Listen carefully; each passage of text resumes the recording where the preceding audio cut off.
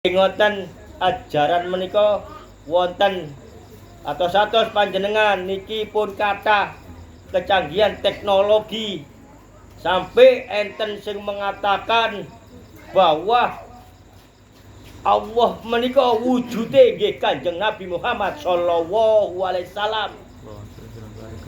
Ahli dalil, ahli kitab, nggih nggadahi pondok, nggih nggadahi santri, nggih nggadahi jamaah. Sampai kados ngoten menika bahwa Kanjeng Nabi Muhammad sallallahu alaihi wasallam itu dikatakan oleh mereka wujudipun Allah.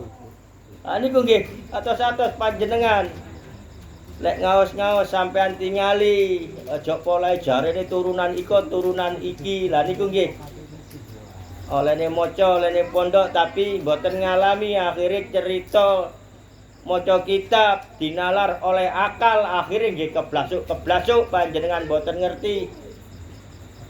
ngerti sampean serahkan datang Allah sampean maca sholawat mawon mangke sampean dituntun Allah untuk memasuki yang sebenarnya haknya Allah sehingga panjenengan mboten di doktrin mboten dibudu-budui nggih nika dadose niki ilmune pun akhir zaman sampai Allah maringi kados ngeten iki nggih kudu disampaikan.